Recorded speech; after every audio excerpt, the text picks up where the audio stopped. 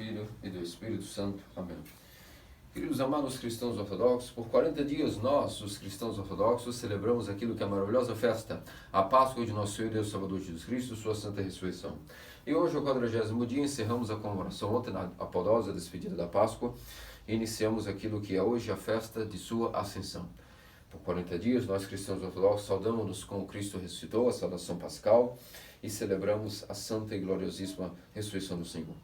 Ao contrário de todas as outras denominações, somente nós comemoramos por tão largos dias aquilo que é a ressurreição do Senhor, e hoje passamos para aquilo que é uma nova etapa. Ainda estamos no Pentecostarion, que é o período de preparação para o Pentecostes, o período pascal, digamos assim, mas a sua festa da Páscoa, agora, o ano que vem, retornaremos com a graça de Deus para celebrar esta festividade. Hoje estamos no pé do Monte das Oliveiras, e no Monte das Oliveiras, nosso Senhor desta vez veio para deixar as suas pegadas definitivas para os homens. De fato, literalmente as pegadas, porque se vocês peregrinarem a Jerusalém, verão que o local onde nosso Senhor ascendeu, no momento onde ele ascendeu aos céus, ficou a marca da palma de seus pés fincada em uma pedra, e até hoje isso é preservado na Santa Cidade.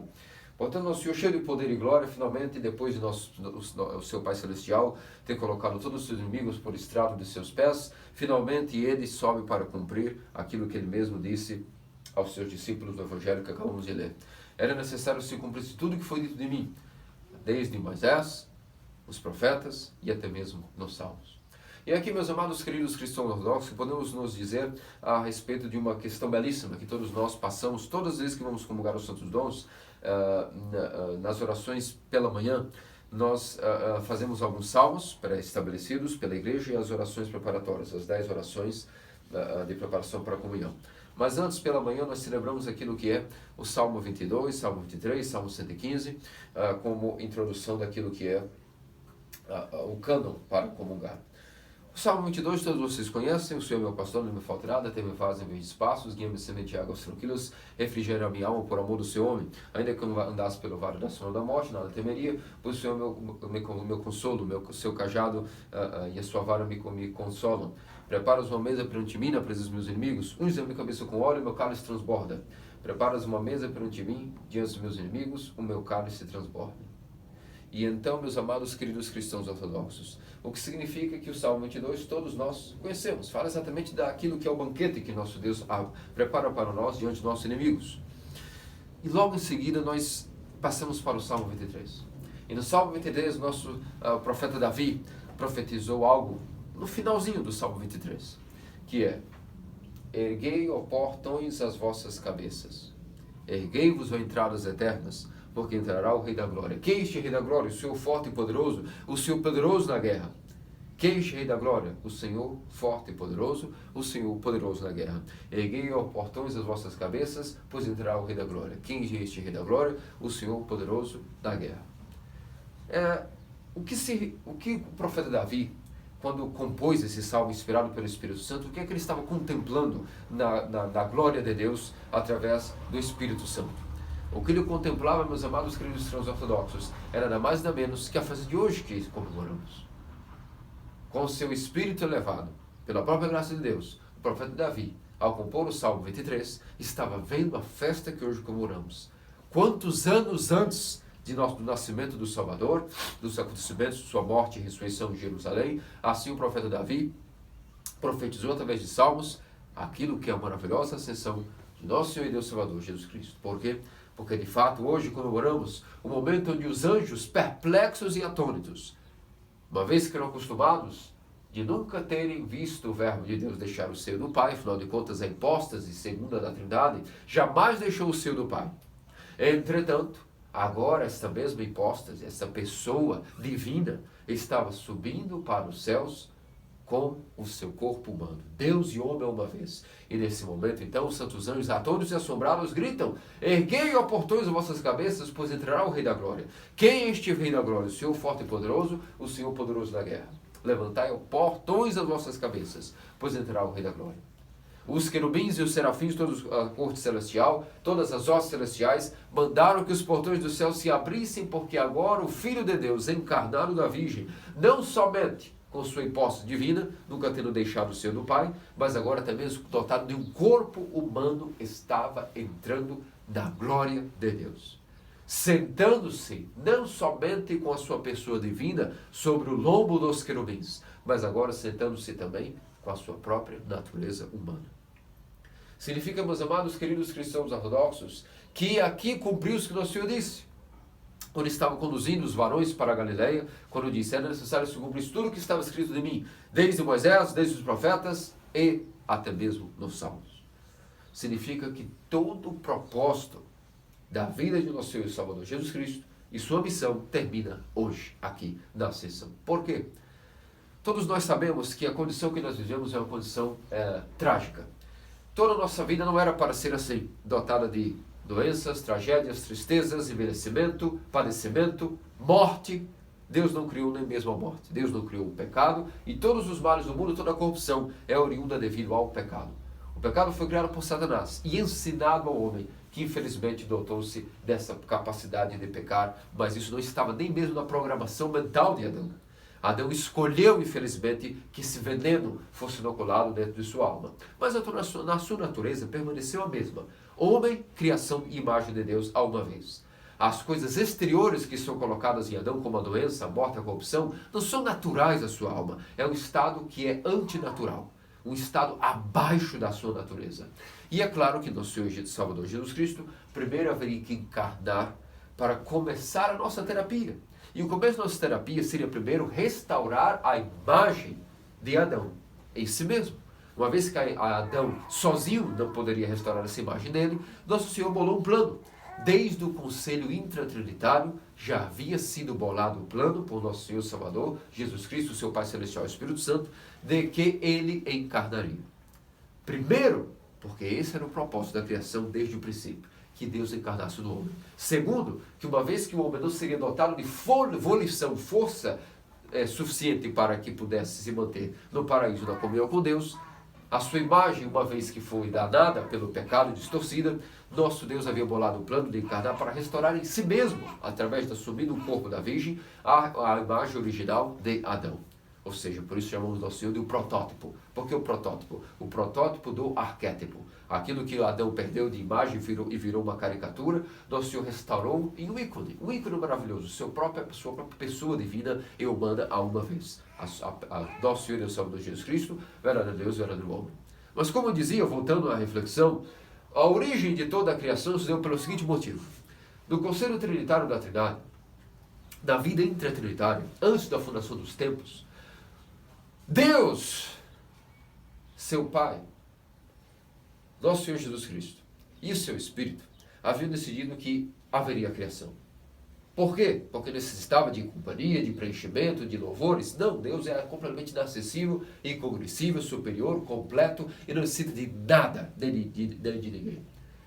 Entretanto, como Ele é puro amor e o amor não consegue conter o amor a si mesmo, mas transborda em amor, ou seja, aí chamamos aquilo que chama-se o amor erótico. O amor erótico não tem nada a ver com a sensualidade, mas sim com o amor que arde, que transborda ao ponto de criar, ao ponto de doar-se totalmente. Isso significa o amor erótico, segundo nossos padres, o Eros. E nesse movimento do Eros, nosso Deus Salvador, Jesus Cristo, com seu Pai Celestial e Espírito Santo, resolveram criar. Mas criar o quê e para o quê? Criar uma criação por amor. Esta é a explicação de nossos padres, por amor. Só que quando eu imagino criar alguém por amor, essa pessoa tem que ter dotada de razão. Ou seja, é impossível criar alguém por amor se essa pessoa não poderá ter a mesma razão. Ou seja, a mente, o órgão, o intelecto daquele que também foi a mente original, o Criador. Senão, como a mente poderia absorver amor? Como uma criatura poderia absorver amor se não fosse dotada de mente? E quando alguém é dotado de mente, também automaticamente é dotado de livre-arbítrio, de volição. Pode imaginar alguém que diz, eu sou racional, mas não tenho vontade, minha vontade não existe. Isso é impossível. Onde há razão, naturalmente há a vontade livre. Isso são faculdades inerentes de um ser racional. Faculdades da alma, a vontade, o intelecto, a mente, e essa mente e intelecto foram criados dentro de uma alma racional. Isso chama-se o pináculo da criação, os seres humanos. Toda a criação anterior, até o sexto dia, como os minerais, os vegetais, os animais, tudo isso só tinha sentido para mostrar que existia aí o mundo material. Só que antes do mundo material, Deus havia criado os céus. E o que são os céus, senão as pessoas celestiais? Os anjos, que são pessoas dotadas de intelecto, de livre vontade, mas não possuem corpo. Então aqui nós temos dois cosmos, digamos assim. O macrocosmo, dotado do mundo invisível. O que é o mundo invisível? Simplesmente pessoas que nós não vemos. Não é tampouco um local, um sítio onde podemos sentar, olhar e desvendar. Simplesmente são pessoas invisíveis, porque não têm corpo, os incorpóreos. E esses incorpóreos constituem os céus. Miríades e miríades, bilhões e milhões de trilhões de pessoas. Muito mais do que as areias do mar, os grãos de areias do mar, muito mais do que as estrelas do céu, dizem nossos padres, muito mais, multiplica isso por infinitas vezes. E aí poderão, quem sabe, entender quantos anjos foram criados na criação. Isso são os céus, as pessoas invisíveis, os incorpóreos, dotados de alma, de intelecto, mas não de corpo, os incorpóreos. E então a criação era belíssima e invisível. Mas nosso Senhor e Salvador Jesus Cristo, junto com o Pai e o Espírito, criaram o mundo visível. E quando criam o microcosmo, a matéria e toda a complexidade e biodiversidade, então os anjos ficaram todos dizendo, como pode ser que a mente do arquétipo, já sendo tão maravilhosa, digna de doxologia, agora através da matéria, mostra, portanto, que não há limites em sua sabedoria. E então a glória de Deus foi manifestada no mundo visível e no mundo invisível. Mas tudo isso ainda era apenas vamos dizer assim, um cimento, uma base, para que o pináculo da criação fosse instaurado diante do cosmos. E o que era isso? Como síntese do universo, para que os anjos ficassem mais atônitos ainda como criaturas racionais. Nosso Salvador criou no paraíso, no mundo criado, aquilo que era a síntese de todo o universo. O homem, a síntese da criação, dotados de alma, de vontade, uma parte invisível, ou seja, sua energia, sua alma, mas também de corpo, possuindo aquilo que os anjos não possuem, e possuindo em si o que os animais e os minerais, os vegetais e a criação também não possuem, a criação material. A síntese e o pináculo da criação, o homem. A mais bela criação que Deus poderia criar. Um projeto insondável até mesmo na mente dos anjos. Só que no projeto da criação do homem, além dessas duas naturezas, visíveis e invisíveis, corpo e alma, havia ainda sido preparado no Conselho Trinitário o projeto de nosso Senhor e Deus Salvador Jesus Cristo encarnar em Adão. E então podemos dizer que o pináculo da criação seria abençoado grande e infinitamente, com o macro e o microcosmo em si mesmos, o mundo visível e invisível, mas até algum momento, quando Adão tivesse sido preparado no paraíso, ele iria ser digno de receber em si até mesmo a natureza divina em si mesmo. E possuiria, portanto, 3 características. A sua alma, sua parte invisível, o seu corpo, sua parte visível, e até mesmo comungar plenamente, através de um mistério, através das energias de Deus, da própria natureza divina. O que aconteceu foi que ocorreu um acidente no meio desse plano magnífico. Adão provou-se no paraíso, que por si mesmo ele não teria vontade suficiente de adquirir a graça de Deus para sempre, manter-se nessa graça e um dia deificar-se, o que nós chamamos tornar-se Deus criado por participação total das energias do Deus incriado. Como a vontade de Adão não foi suficiente, e depois quando ele caiu, todos nós nascemos caídos, e a nossa vontade também prova-se, infelizmente, amados queridos cristãos ortodoxos, ser insuficiente para podermos voltar, nos arrependermos de maneira digna de sermos colocados novamente no paraíso e restaurarmos a nossa imagem por si mesmos. Qualquer homem que fosse testado nisso, veria que em si não tem vontade suficiente, não tem volição suficiente para poder deificar-se. É por isso que nosso Salvador então colocou em funcionamento a sua economia da salvação. Preparou toda uma linhagem, preparou uma virgem, ofereceu essa virgem, dela encarnou, dela teceu corpo e sangue, e então encarnou. Resolveu o primeiro problema, que era a disfunção humana, a desarmonia do homem, a sua imagem caricatural, completamente disfuncional, doente, e por isso morre, porque está disfuncional, por isso tem doença, e todo aquele que é doente não tem cura, morre. Essa doença foi o pecado, e o pecado gerou as enfermidades, as paixões, e as paixões geram a longo prazo a morte da alma, que gera, portanto, também o padecimento e a corrupção, não só da alma, mas também do corpo que comunga com a alma. Essa é a doença do homem. E o cristianismo, a sua palavra, é que Cristo encarnou. A boa nova é isso. Cristo nasceu e Cristo ressuscitou. Isso é o evangelho todo resumido em 2 frases. Cristo nasceu e Cristo ressuscitou. Aqui estamos pregando todo o evangelho. Todo o evangelho resume-se nisso. Cristo nasceu, o Filho de Deus encarnou. É Deus e homem uma vez. E ao mesmo tempo ressuscitou. Se ressuscitou, concedeu-nos agora outro problema que foi resolvido. Primeiro encarnou. E a natureza de Adão, que era caricaturada em Cristo, agora tem a sua imagem, o seu protótipo restaurado. Uma imagem perfeita, um homem sem pecado, um homem dotado de graça, um homem sem corrupção. Mas essa mesma carne necessitaria ter força de vida eterna contra a corrupção e ser um remédio, um antídoto contra a morte. E nós vimos e comemoramos 40 dias todos os mistérios de que esse mesmo homem, Deus, pisoteou a morte, venceu a morte, e portanto todo aquele que comunga de seu corpo ressuscitado possui força para um dia também ressuscitar, desde que, claro, esteja dentro desse corpo, e isso é uma questão de batismo e sacramentos e mistérios. Só que, agora que esse corpo estava ressuscitado, era necessário que, portanto, resolvesse todo o problema desde o início. Recordam qual era o início de todo o projeto de Deus? Que o homem fosse tornado deificado, completamente dotado da glória de Deus. Esse era o projeto inicial de toda a criação de Deus.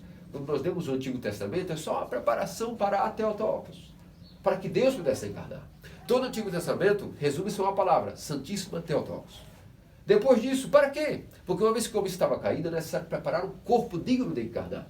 E esse corpo foi tecido da Virgem sem pecado.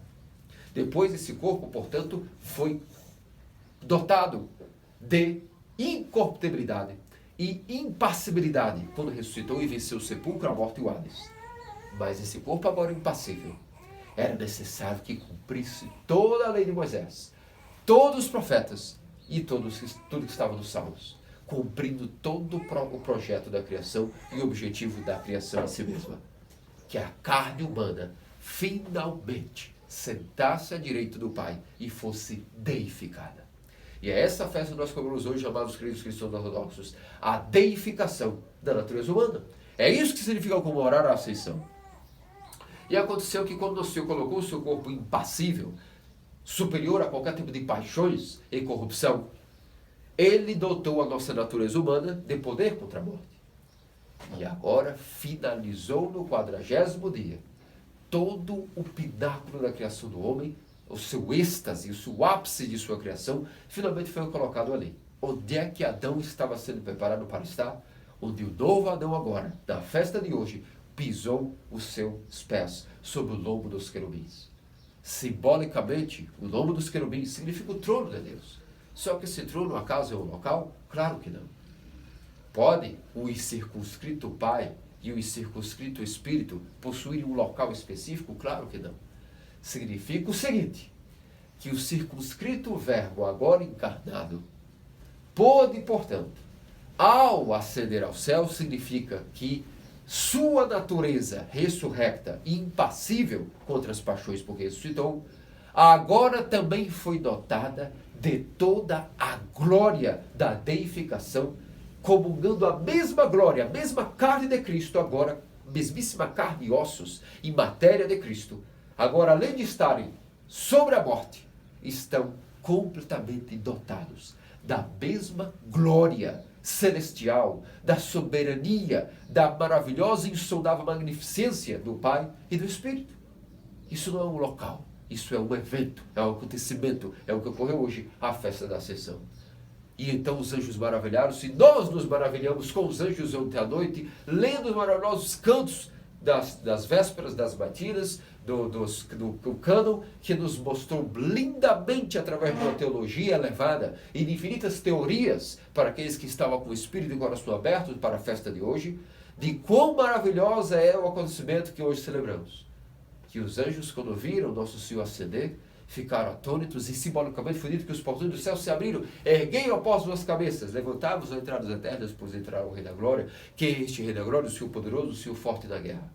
Esse é o Senhor Sabaoth. O próprio Messias, encarnado, finalmente subiu aos céus. Significa subiu aos céus. Colocou toda a natureza humana, sendo Deus, também homem uma vez que nunca deixou o seio do Pai, porque o Verbo jamais pode separar-se do seio do Pai. Agora, com sua carne, o Verbo também assenta-se na glória, ou seja, deifica com toda a magnificência da glória do Pai e do Espírito, também a nossa natureza humana. Imaginem que finalmente pôde ocorrer diante de toda a criação, a alegria de todos os anjos, de todos os seres racionais e irracionais, vendo que agora o seu rei, o pináculo da criação, o homem, em Cristo, pôde assentar-se na glória. O que Adão mostrou-se não ter vontade suficiente dentro de si.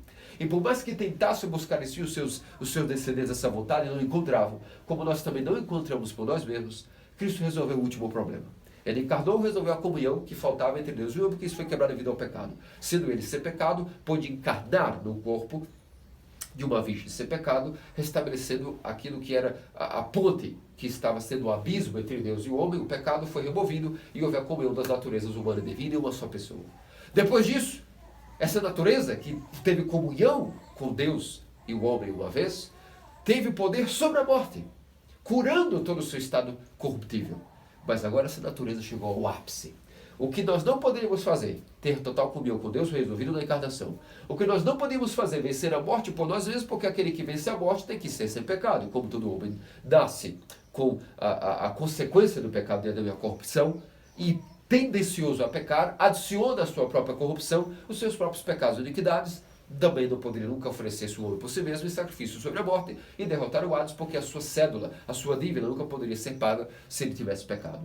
Nosso Senhor, sem pecado, pagou nossa cédula e resgatou Adão e todos os seus descendentes do Hades. E faltava o último problema que também Cristo teve que resolver: a vontade do homem de deificar-se. Como nós não temos essa vontade em nós, nosso Senhor então fez por nós aquilo que nós não teríamos vontade nem capacidade: a deificação da natureza humana. E então aquilo que nós não tínhamos vontade suficiente, nem força, nosso Senhor fez por Ele mesmo, resolveu o último problema. Ele mesmo deificou a sua natureza humana em sua pessoa, para que agora todo aquele que participe de seu corpo pudesse então participar não só de um corpo divino, Deus e homem uma vez, não só de natureza humana que agora venceu a morte e ressuscitou, mas de natureza humana que, além de ser incorruptível e impassível, está completamente deificada. Percebe que grau elevadíssimo de magnitude é a festa de hoje, e aqui cumpriu-se toda a criação. O homem, da pessoa de Cristo, finalmente sentou à destra do Pai. São João Damasceno nos explica muito bem, assim como nossos padres, significa que o Verbo de Deus, o Cristo, subiu e está assentado no direito do Pai. Primeiro que os céus, como nós vimos, não trata-se de um local. Então esse local não pode ser um local, porque os céus não são um local. Os céus são as pessoas invisíveis. Se nós tivéssemos olhos espirituais abertos, não veríamos nenhuma diferença na igreja, por exemplo, da nossa capela, entre céu e terra. Inclusive, não há diferença. Quando estamos na igreja, usamos os ofícios, bendito é o reino do Pai, do Filho e do Espírito Santo, como estamos aqui, a liturgia funcionando enquanto estamos dando o sermão, nós não estamos tão pouco na terra somente. Não estamos tão pouco no céu somente. Estamos na síntese de todo o cosmos, daquilo que é a igreja, o corpo de Cristo, na sua plenitude sacramental. O mistério insondável. Quem pode ter acesso a isso? Quem pode ter acesso ao novo Éden, que foi aberto, está acessível. As portas da capela são as portas do novo Éden. As portas do sacramento são as portas do próprio céu. E aqui estamos, no céu, na terra, que diferença faz? Estamos em Cristo. Essa é a mentalidade que, infelizmente, o Ocidente perdeu. E nós temos que reinaugurar devido ao nosso modo de vida cristão ortodoxo. Quando nós dizemos que o objetivo da vida cristã é deificar-se nesse nome de adquirir o Espírito Santo, e o Espírito Santo, uma vez que foi adquirido, age em nós, deificando-nos. Significa que, para entendermos o que é a nossa deificação, temos antes que entender que foi a deificação da própria natureza humana de Cristo. Que uma vez que era Deus, completamente inacessível em sua essência, Deus se torna suas energias através de sua graça. Mas essa graça que será derramada, foi derramada, e comemoramos esse derramamento logo mais no Pentecostes, daqui a 2 domingos, era compulsório, necessariamente obrigatório, que antes de enviar a graça deificante, o nosso Senhor primeiro deificasse a sua própria natureza. Entende a importância da festa de hoje? Por isso que antes de cumprir toda a plenitude, era impossível enviar o Consolador e o Paráclito. E é isso que nós hoje comemoramos. Primeiro, a criação tinha que chegar àquilo que era o objetivo dela desde a criação de Adão, que a natureza humana fosse deificada. Como o homem não tinha força suficiente e não provou ter essa volição em si mesmo, nosso resolver esse problema. Ele mesmo deificou e subiu, ascendeu desde o Monte dos Olivos e se colocou, portanto, à direita do Pai. Quando eu digo se colocou, não significa que colocou-se a sua pessoa divina, porque essa nunca nem deixou o seio do Pai, nem mesmo quando estava no sepulcro, com o corpo do Hades com sua alma, nunca deixou o trono, como nós cantamos nos maravilhosos hinos pascais, nas horas pascais que cantamos durante a Semana Luminosa. Mas agora, com o seu corpo, esse verbo ascende e coloca-o dotado da glória da destra do Pai. Então significa que esses céus não são o local, são as pessoas divinas. E quando dizemos o trono de Deus também não é um local, porque o Pai é incircunscrito e o Espírito também é incircunscrito. E aquilo que é incircunscrito não tem matéria. Se não tem matéria, não tem local. É, simplesmente é. Como ele mesmo se disse e revelou a Moisés, eu sou. Então significa que não há um local no céu. O céu não é um estado onde pessoas estão vivendo em comunhão com Deus. E essa direita do Pai? Se o Pai, portanto, é circunscrito e não tem corpo, como pode ele ter uma mão direita? A mão direita também é apenas um símbolo, amados queridos cristãos ortodoxos, como diz São João Damasceno, um símbolo daquilo que o que significa a direita do Pai. Ou seja, toda a posição de honra e glória do Pai. O Verbo, em seu seio, nunca deixou de ter, mas agora assenta-se com seu corpo dotado de toda esta graça deificante. Significa, portanto, que a natureza humana em Cristo foi, em geral, de maneira genérica, completamente deificada. E hoje comemoramos a festa da Ascensão ou a festa da deificação da natureza humana. Essa é outra palavra para dizer o que é a festa da Ascensão. A festa onde comemoramos a deificação da natureza humana. De maneira geral. Porque agora em Cristo essa natureza está à direita do Pai. Percebe que ponto foi o amor de Deus por sua criatura, elevando-a dos abismos e imundícios do pecado para o ápice do lugar mais elevado que alguém poderia conceber. Existe algum local mais digno de honra, mais digno de louvor, mais elevado, acima até dos anjos? Significa a destra do Pai. Isso é um símbolo da glória e magnificência do trono da Trindade. E, portanto, a natureza humana em Cristo está aí. Só que, a partir daí, era compulsório e obrigatório que primeiro a natureza humana chegasse novamente à sua cura e o seu auge, e mais do que cura, não só restauração que estamos falando de, finalmente, o cumprimento daquilo que nem mesmo Adão chegou a cumprir no paraíso. A deificação da natureza humana. Portanto, agora que nosso Senhor deificou a carne humana em si, Ele pode enviar o Paráclito, para que o Paráclito realize em todos aqueles que entrarem no seu corpo, aquilo que ele realizou em seu próprio corpo. Uma vez que o seu corpo agora foi deificado, ele pode enviar o Paráclito. E quando ele envia o Pentecostes, qual é o objetivo do Pentecostes, como veremos daqui a 2 domingos? Fazer com que, através do sacerdócio apostólico e o dom do Espírito Santo, a igreja tenha o poder de colocar outras almas dentro do corpo de Cristo.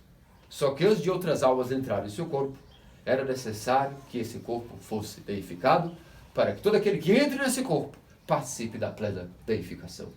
Portanto, era necessário que primeiro Cristo fosse à direita do Pai, para depois enviar o Paráclito. Esse é o porquê. Era compulsório, obrigatório, necessário que primeiro nosso Senhor deificasse a natureza humana, ascendesse aos céus, subisse ao Pai, deificando a natureza humana, para que todo aquele que entrasse nesse corpo agora deificado, através do sacerdócio apostólico, que é o Pentecostes, pudesse também ter acesso à mesma deificação.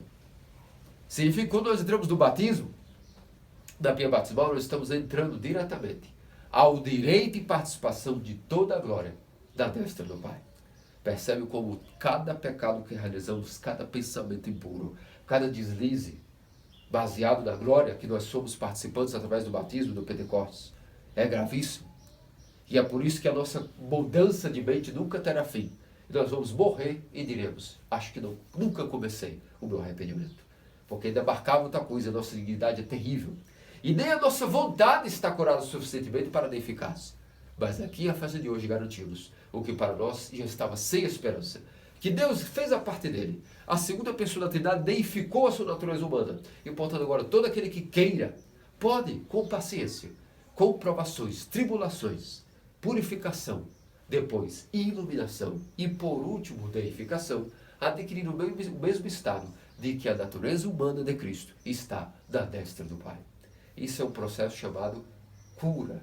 É uma hermenêutica, ou seja, uma terapia mística que ocorre com grande paciência, com grande fisioterapia espiritual, com sincero arrependimento. Significa desnudar as chagas constantemente diante do Pai Celestial, constantemente buscar o autoconhecimento, constantemente estar buscando reconhecer que após o batismo, toda essa deificação, quando entra dentro das profundezas do coração do homem, como é luz incriada, irá agora colocar tudo manifestado à luz. Nossos talentos irão ser manifestados, quiçá nem conhecíamos eles. Nossas paixões e defeitos, toda a nossa psicopatia, toda a nossa enfermidade que talvez nós também não conhecíamos, também agora virá à tona. E então, quando vir à tona, nós veremos tanto a imundície que somos, mas também quão esperançosa é a capacidade de curar-se. E é por isso que de degrau em degrau, de graça em graça, limpando a mente e remodando a nossa programação mental todos os dias, ao longo dos anos, nós também sabemos que a mesma glória do Pai, que foi destinada ao Filho e ao Espírito, foi destinada também ao corpo desse mesmo Filho que ele assumiu. E todos aqueles que participam desse mesmo corpo, deificado após a ascensão, também poderão adquirir a mesma deificação. É por isso, meus amados cristãos ortodoxos, peçamos ao nosso Senhor e Deus Salvador Jesus Cristo a graça de entendermos o que é o cristianismo. O cristianismo é a única porta de cura que pode refazer em um homem aquilo que foi feito por Satanás e por Adão. A destruição daquilo que é a nossa imagem e semelhança de Deus. A imagem nós nunca perdemos. Somos racionais e sempre seremos racionais. Agora, essa mente iluminada, além de racional, passa a ter propriedades de conseguir ser veículo de retomar a semelhança com Deus, a deificação. A semelhança nunca foi dita, não que era gratuita. A imagem, sim, é racional e através de tua mente podemos comungar um ao outro em amor. Mas a semelhança foi clara a Adão, que ela tinha um preço, os mandamentos. A ordenança de jejuar. E como ele não jejuou, perdeu completamente a semelhança. Nós, quando adquirimos semelhança através de Cristo e de sua deificação, agora, para batalharmos por ela, também não será gratuito. O batismo deu-nos a oportunidade de lutarmos agora por essa deificação. É individual. Cada um que aliste-se voluntariamente em sangue, dor, martírio contínuo para cumprir os mandamentos, carregar a cruz e no final de cada dia sangrando em debilidade física, humana, mental, emocional, não importa, rastejando, sem pedir a Deus que essa mesma força que recebemos no batismo nos restaure. E aí temos a comunhão, a confissão, e temos a comunhão dos santos dons. Que santos dons são esses que nós comungamos para restaurar nossas forças físicas, mentais, espirituais e psicológicas? Que santos dons são esses? O próprio corpo e sangue de Cristo, que está à direita do Pai, completamente cheio de deificação. Então não há desculpas. Basta que confessemos e comungamos, está tudo resolvido. Toda a força emocional, toda a força psicológica, física, mental, de trabalho no mundo dos homens, de trabalho no mundo dos demônios e dos anjos e da igreja, tudo está ali nos santos dons. Porque essa carne que comemos é a carne plena de deificação à destra do Pai. Não há desculpas. Até os santos do Antigo Testamento, sem esses dons, mostraram-se completamente dignos de fidelidade a Deus. E nós, que desculpas vamos dar? Porque os dons do Antigo Testamento não eram sobrenaturais. Serviam à sombra da lei, às escuras, à palpadelas. Nós servimos a Deus às claras. Sabemos que adoramos. Conversamos com o que adoramos, face a face esse intermediário, e comungamos seu próprio corpo e sangue, estamos dentro desse corpo. Que desculpa se agora nossos dons são sobrenaturais, porque Cristo ascendeu aos céus, depois de ter pisado a morte com a morte, ascendeu aos céus e colocou à direita de Deus a própria natureza humana de maneira geral. Todo aquele que queira participar disso agora individualmente, tem que entrar na igreja pelo batismo e depois batalhar para conquistar isso através de uma ordem de vida cristã ortodoxa, em poucas palavras, seguir os mandamentos, as ordenanças de Deus, e encontrará, como disse o máximo confessor, Deus morando nos mandamentos, e até o que parece muito difícil, impossível, até o acesso à graça de Deus que às vezes parece não tangível, e na verdade sempre é tangível, é que por ser invisível, nossa fraca vontade sempre está dando para trás, mas é tangível, basta que perseveremos e veremos que ele é que invisível, a graça de Deus é tocável, e quando nós tocamos essa graça, ou melhor, esforçamos-nos em direção a essa graça, do momento que Deus vê a nossa perseverança, Ele dá um pequeno dedo e trisca a sua graça em nós. Ainda que obedece 99 mil passos à graça, enquanto Deus não der mover o seu dedo, é apenas um movimento humano. Mas quando Deus observa o movimento humano, 99 mil passos em direção a Ele, quando Ele quer e sabe que cada um está preparado, Ele não dá nenhum passo, Ele só trisca. E então, para aqueles 99 mil passos que o homem deu, perseverando em paciência, quando Ele trisca no homem, os 99 mil passos somam-se com o dedo de Deus. Isso chama-se sinergia. Uma dupla volição de Deus e o homem trabalhando juntos para a sua deificação. E então vem os consolos. E os consolos para cada um são suficientes para darem conta de suas provações. Cada um, Deus sabe como suportar as suas tribulações. Ou se não deu ainda esta graça, é porque tal e tal pessoa precisa ainda de um pouco de paciência, um pouco de purificação. E mesmo quando ela não percebe essa suposta graça, e está sendo trabalhado na paciência, e pensa que Deus ainda não a tocou, a graça de Deus há muito já está suportando e elevando-a para a frente, para que não desista em empurrões e pontapés, que são as tribulações, a certeza, a depressão, e às vezes alegria, às vezes consolos, mas às vezes também incidentes, e às vezes dizemos, tudo está concorrendo para aqueles que temem a Deus, como diz São Paulo. Tudo concorre para aqueles que buscam e temem a Deus. Por isso, meus amados cristãos ortodoxos, festejamos essa maravilhosa festa com todo o júbilo possível e inimaginável, com ação de graças, agradecendo a Deus que cumpriu tudo por nós. Até nossa vontade de não querer deificar-se, nosso Senhor foi e resolveu por Ele mesmo, e Ele mesmo deificou o seu corpo em uma natureza à destra do Pai. De tal maneira que todo aquele que agora individualmente queira participar dessa deificação, tem que entrar no batismo e cumprir os mandamentos, carregando a sua cruz de maneira dupla, exterior e interiormente, cumprir os mandamentos, todos eles de maneira exterior, mas vigilante, mantendo a vigilância interior, cortando com a espada da palavra de Deus, seja o nome de Cristo, todo pensamento que entre maligno. Às vezes esse pensamento não é cortado de imediato. Nós sabemos que às vezes entre o logismo, seja uma paixão terrível, pensamentos destrutivos, que eles não são cortados de uma vez. É necessário machadadas contínuas. E isso significa oração incessante. Às vezes são pensamentos que vêm e vão. Às vezes são pensamentos médios, que duram um dia e se vão. Mas às vezes, quando nós sabemos que isso pode durar meses, até que nos livramos de alguns pensamentos, mas isso também é a nossa parcela de luta e não há desculpas. Porque a força de se manter isso, temos no corpo que comungamos, no sangue que bebemos, o sangue deificado à destra do Pai. Peçamos a Deus, portanto, nosso Senhor e Salvador Jesus Cristo, as graças de termos a perseverança, ao menos, de nunca desistirmos de nossa deificação, porque não há sentido, na verdade, em viver nada nesse mundo, se não for em prol da deificação. Que disso nosso Senhor e Deus Salvador Jesus Cristo faça-nos dignos pelas orações e por isso, até o toque de Virgem Maria e todos os santos. Amém.